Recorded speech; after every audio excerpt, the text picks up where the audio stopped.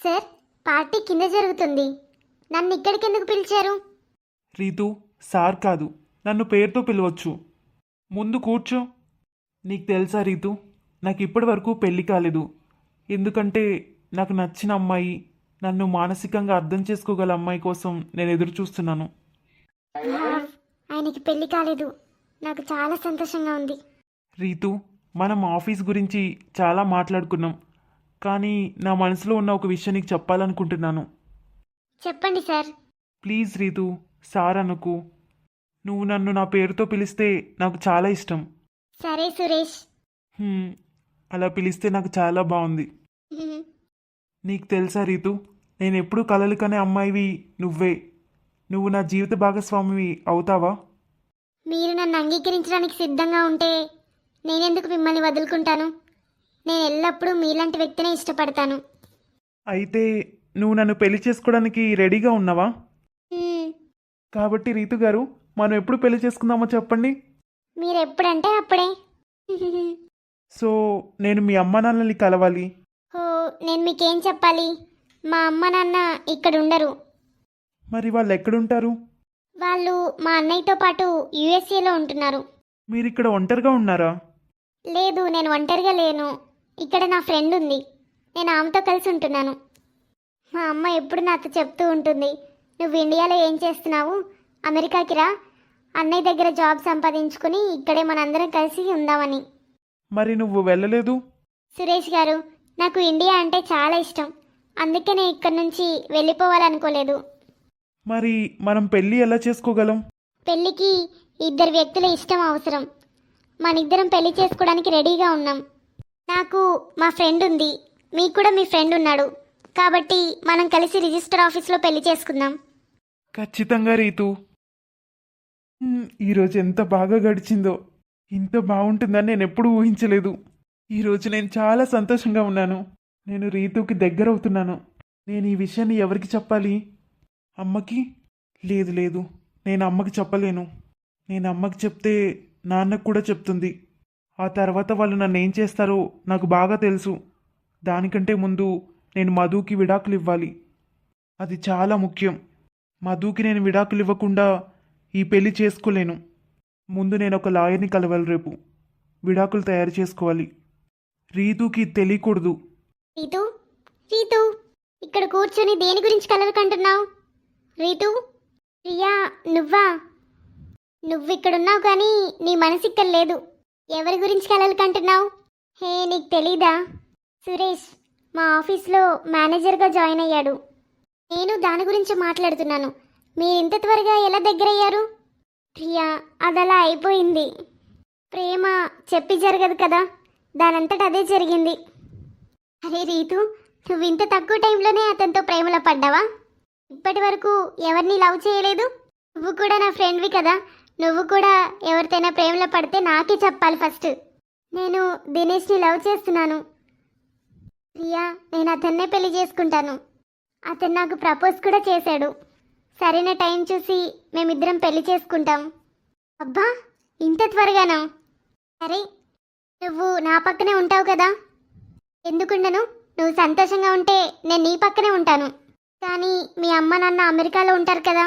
అవును, అమ్మకి నాన్నకి ఈ విషయం చెప్తే వాళ్ళు ఏమన్నారంటే, నువ్వు పెళ్లి చేసుకుంటే బాగుంటుంది, కానీ మేము ఇక్కడి నుంచి ఆశీస్సులు ఇస్తామని అన్నారు. ఎప్పుడైనా ఇండియాకి రావాల్సి వస్తే అప్పుడు అల్లుని కలుస్తామన్నారు. వావ్, మీ అమ్మ నాన్న ఓపెన్ మైండెడ్. వాళ్ళు ఎప్పుడూ నీ మాట వింటారు. వాళ్ళు నీకు చాలా రెస్పెక్ట్ ఇస్తారు. నువ్వు చెప్పే ప్రతి దానికి ఒప్పుకుంటారు. అరే, ఇంకా చెప్పాలంటే మా నాన్న అయితే నా జీవిత భాగస్వామిని నేనే వెతుక్కోవాలని చెప్తూ ఉంటాడు. ఇప్పుడు ఎలాగో పాత తరం పోయింది. ఇప్పుడు అమ్మ నాన్న విదేశాల్లో ఉన్నారు. నేనేమో ఇక్కడ ఇండియాలో ఉంటున్నాను. కాబట్టి ఈ చిన్న చిన్న విషయాలకి పెద్ద పట్టింపు లేదు. మా అమ్మ నాన్నలైతే వాళ్ళే నా కోసం ఒక అబ్బాయిని వెతుకుతారు. నాకు అతను నచ్చితే ఎస్ ఆర్ నో అని చెప్తాను. అలా పెళ్లి జరుగుతుంది. కానీ నిజంగా మీ పేరెంట్స్ చాలా మంచివాళ్ళు. ఆయన ఇక్కడి నుంచి వెళ్ళిపోయి చాలా రోజులైంది. కనీసం ఒక్కసారి కూడా నా దగ్గరికి రాలేదు. వెళ్లే ముందు ఆయన కొన్ని విషయాలు చెప్పాడు. నేను అన్నీ మర్చిపోయాను. బహుశా ఆయన ఆయన అలా కోపంగా అన్నాడేమో. ఆయన నిజంగా అన్నాడో లేదో తెలియట్లేదు. నేను చాలా రోజుల నుంచి ఆయన కోసం ఎదురు చూస్తున్నాను, కానీ ఆయన ఎప్పుడూ నాకు ఒక్క ఫోన్ కూడా చేయలేదు. కోడలా, అత్తయ్య ఆయన ఫోన్ చేశాడా? లేదు కోడలా, చిన్న నుంచి 5-6 రోజుల నుంచి నాకు ఫోన్ రాలేదు. నువ్వెందుకంత టెన్షన్ పడుతున్నావు? నీకు తెలుసు కదా, వాడు మేనేజర్ అయ్యాడు. అత్తయ్య, ఆయన మేనేజర్ కావచ్చు లేదా ఇంకేదైనా కావచ్చు, కానీ ఆయన నా భర్త. అత్తయ్య, నేను చాలా రోజుల నుంచి ఎదురు చూస్తున్నాను ఆయన ఒక్కసారైనా నాకు ఫోన్ చేస్తాడేమోనని. కానీ వెళ్ళిన దగ్గర నుంచి ఇప్పటి వరకు ఒక్కసారి కూడా ఫోన్ చేయలేదు. కనీసం మీకు ఫోన్ చేసినప్పుడు కూడా ఆయన నాతో మాట్లాడతా అని ఒక్కసారి కూడా అనలేదు. అమ్మా కోళ్ళ, బాధపడకు. నీకు కూడా తెలుసు కదా అతన్ని నేను ఇష్టపడలేదని. ఇప్పుడు చూడు, కొన్ని రోజుల తర్వాత అతను నేను చాలా మిస్ అవుతాడు. సిటీకి వెళ్ళిపోయాడు కదా. కాబట్టి నువ్వు బాధపడకమ్మా.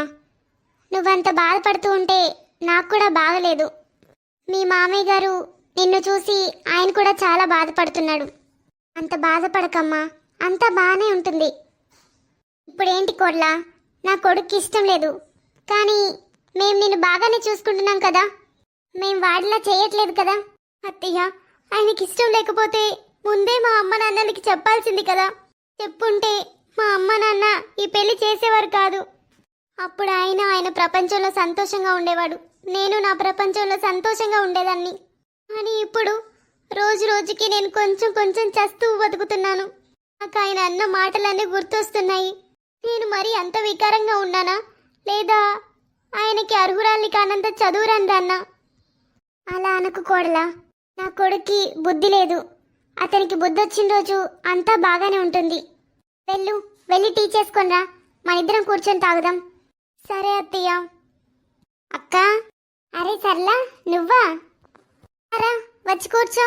కోడలా, ఒక కప్పు ఎక్స్ట్రా టీ చెయ్యి. సరే అత్తయ్య. సర్లా, కూర్చో. ఎందుకు నిలబడ్డావు? అక్క, మీ అబ్బాయికి సిటీలో పెద్ద జాబ్ వచ్చిందని విన్నాను. అవును సర్లా, నువ్వు విన్నది నిజమే. అయితే అతను డబ్బు బాగా సంపాదిస్తుండాలి. నా కొడుకు రాత్రింబవళ్ళు కష్టపడి ఆ జాబ్ తెచ్చుకున్నాడు. అతనికి బాగానే జీతం వస్తుంది. కానీ అక్క, నీ కొడుకు ఆ సిటీకి అలవాటు పడతాడేమని నాకు భయంగా ఉంది. సర్లా, నువ్వేమంటున్నావు? నా కొడుకు ఇప్పటికే పెళ్ళయింది, ఇంకా అతనికి ఏం సంబంధం ఆ సిటీతో? అరే శారదా, పెళ్ళైనప్పటి దగ్గర నుంచి అతను తన భార్యనే గౌరవించలేదు. ఇంకా అతను చాలా కాలంగా సిటీలోనే ఉన్నాడు, అక్కడ ఎవరూ లేరు. నీ కొడుకు ఏం చేసినా అడ్డుకునే వాళ్ళు, ఆపే వాళ్ళే లేరు. అతను ఏం చేస్తున్నాడో ఎవరికి తెలుసు? ఆంటీ చెప్తుంది నిజమేనా? అది కాక నా కొడుకు కూడా చెప్పాడు, మీ కొడుకు సిటీలో అమ్మాయిలనే ఇష్టపడతాడని. కాబట్టి అతను అక్కడ ఎవరైనా ఇష్టపడి ఉండొచ్చు కదా. ఏంటి సర్లా, నువ్వు చాలా ఎక్కువగా మాట్లాడావు. నా కొడుకు అలాంటి వాడు కాదు. అక్క, నీ కొడుకు నువ్వు అనుకున్నట్లే ఉంటాడా? సర్లా, నీకు తెలుసు కదా, నా కొడుకు చాలా అందంగా ఉంటాడు, తెలివైనవాడు, బాగా చదువుకున్నవాడు కూడా. ఇంకా మంచి పోస్ట్లో జాబ్ చేస్తున్నాడు. అమ్మాయిలు నా కొడుకుని ఇష్టపడితే నా కొడుకు ఏం చేస్తాడు? అందుకే నీకు చెప్తున్నానక్క, నీ కొడుకు అలా మారతాడేమోనని. నువ్వు భలే మాట్లాడతావు సర్లా. రోజు రోజుకి నా ఆరోగ్యం ఎందుకు ఇలా అవుతుంది? పదే పదే వాంతులు అవుతున్నాయి. అట్లా 2-3 రోజుల నుంచి నీకేమైంది? పదే పదే వాంతులు చేసుకుంటున్నావు. ఏమైంది కోడ్లా, ఎందుకు వాంతులు చేసుకుంటున్నావు? నీకు బాగానే ఉందా? అత్తయ్య చూడండి, నాకు 2-3 రోజుల నుంచి ఇలాగే వాంతులు అవుతున్నాయి. తల కూడా తిరుగుతుంది, చాలా నీరసంగా ఉంది. కోడ్లా? అత్తయ్య, లేదు అలా ఎలా జరుగుతుంది? నా కొడుకు ఇక్కడ లేడు. కోడ్లా, ఒక పని చెయ్యి, ఈరోజు నాతో పాటు హాస్పిటల్కి రా. నిన్ను డాక్టర్కి చూపించి నీకేమైందో కనుక్కుందాం. సరే అత్తయ్య. ఏంటి డాక్టర్, కోడలు తల్లి కాబోతుందా? అవును, మీ కోడలు తల్లి కాబోతుంది. 3 నెలల ప్రెగ్నెంట్. ఇప్పుడు మీ కోడల్ని మీరు చాలా జాగ్రత్తగా చూసుకోవాలి. సరే డాక్టర్, మీకు ఇంకేమైనా డౌట్స్ ఉంటే నా క్యాబిన్కి వచ్చి అడగండి. సరే డాక్టర్. ఏంటి కోడలా ఇది? డాక్టర్ ఏం చెప్తుంది? నువ్వు తల్లి కాబోతున్నావా? అవునత్తయ్య, నాకు చాలా సంతోషంగా ఉంది. నాకు నమ్మకం ఉంది, కనీసం తండ్రైన ఆనందంలో అయినా ఆయన నన్ను అంగీకరిస్తాడు. దేవుడు నా మాట విన్నాడు. ఆయన తండ్రి కాబోతున్నాడని నాకు తెలిస్తే అన్నీ మర్చిపోయి నన్ను ఆయన దగ్గరికి పిలుస్తాడు. ఇది ఎలా జరుగుతుంది? నా కొడుకు తనతో ఉండలేదని చెప్పాడు. మరి కోడలి కడుపులో ఎవరి బిడ్డ ఉంది? ఇప్పుడెవరు వచ్చారు? ఎవరొచ్చారు కోర్లా? మామయ్య, పోస్ట్ మ్యాన్. పోస్ట్ మ్యానా? ఈ రోజుల్లో ఎవరు ఉత్తరాలు పంపుతున్నారు? ఎవరి ఉత్తరం వచ్చిందమ్మా? మామయ్య, ఉత్తరం కాదు, విడాకుల పేపర్లు వచ్చాయి. ఏంటి? అవును మామయ్య, మీ కొడుకు విడాకులు పంపాడు. వాటి మీద సంతకం కూడా చేశాడు. ఇంకా ఉత్తరంలో ఇలా ఉంది మామయ్య, సైన్ చేసి నన్ను విడిపించు అని. నా జీవితం నాశనమైంది మామయ్య. నేనేం చేయాలి? ఒకవైపు నేను తల్లిని కాబోతున్నాను, మరోవైపు నేను విడాకులు తీసుకుంటున్నాను.